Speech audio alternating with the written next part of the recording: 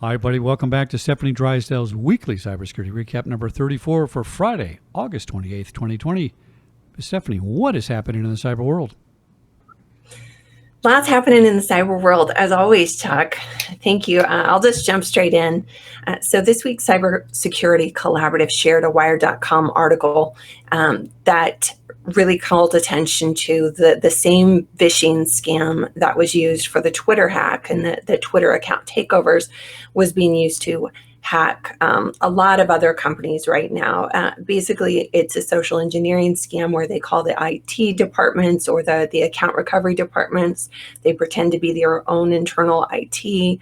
It's very elaborate. A lot of companies nearly fell prey to it, but thankfully the industry is very good about sharing information. And some people were given a little bit of a heads up. They said that 2 days later, if they had heard about it, they would have already been victims. So that's why it's so important that we share this information and everyone collaborate and make sure that you know what other people are experiencing so that you can train your teams better and hopefully better protect yourself against this kind of thing. So Joseph LaSource has shared a CNN story about a man who attempted to kidnap the WWE star Sonya Deville and take her hostage. He had parked down the street at a church and came over to her home, sliced open the screen, and waited on the screen porch for hours, potentially listened inside, waited for everyone to go to bed, tried to open the back screen door at about 2:45 in the morning, and thankfully she had an alarm. So she looked out, she saw someone, her and her companion left the house, called 911. They came, the guy was still there in the house. He had zip ties. What else did he have? A knife, zip ties, duct tape, mace. He'd been planning this for 8 months.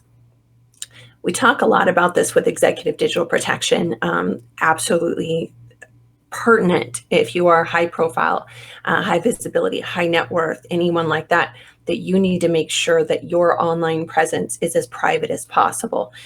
These situations could be prevented. No one would have known that he was surveilling her because he did it all online. So really, really important if you're charged with protecting someone in a situation like that, please reach out. Happy to have those conversations. Really, really important stuff. So I'm glad this one had a happy ending at least.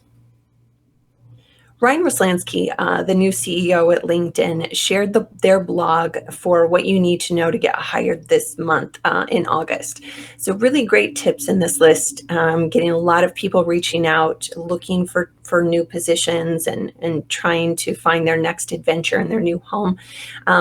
He listed the most in-demand jobs right now, the most in-demand remote jobs, as well as some top skills that employers are hiring for, and some links to their free LinkedIn learning courses, at least through the end of August. Some of these are free, and then gave some few extra tips at the bottom. So make sure you catch that. I know we're all kind of trying to support one another through that, but those are some things you can do all by yourself. Bob Carver shared a Wired.com article on 5 password manager perks that you might not be using. Really cool stuff here. I'm a really big advocate for password managers, but also they do some other things. So just want to make sure everyone knows this as well. They can check for compromised accounts. They can highlight different accounts with two-factor authentication capabilities. And they can store your IDs and your credit cards. They can share passwords with other people. I know we tell you not to share passwords, but we all have home Wi-Fi, and other people need to be able to access that. So that's a good way, a smart way for us to be able to do that, as well as safely store your documents. And they did say store your nudes. I'm not really going to advocate that. There's no really safe way to do that, but just letting people know that password managers do more than just passwords. Bob Carver also shared a ZDNet article that noted the increase in DDoS for extortion scams.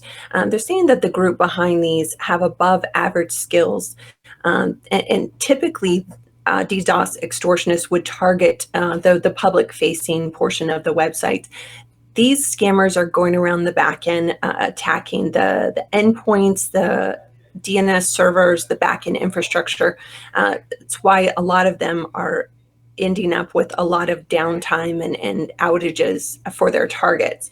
So make sure that your team is aware of these, recommending reaching out to your service providers to make sure that they're on top of this and that you guys can hopefully stay protected against this kind of thing. John Chambers shared a Business Insider article that he had spoken on, recommending that business leaders adopt a blended model when it comes to remote work and working from the office and maintaining an office. This I thought was a really insightful thing. So much of the company's culture is tied into the interaction of the employees, and this is a really good way to allow that flexibility of working from home while still maintaining a way that people can get together and kind of still foster that great culture that we like to see. So good stuff. The American Psychological Association shared this week how COVID attacks the brain. We're all getting very frustrated, and we're looking at, fatality rates and wondering, why are we staying locked down when the fatality rates are so low? One thing to note is they're seeing with a lot of cases, strokes and delirium being the most common brain responses that they're seeing with COVID patients.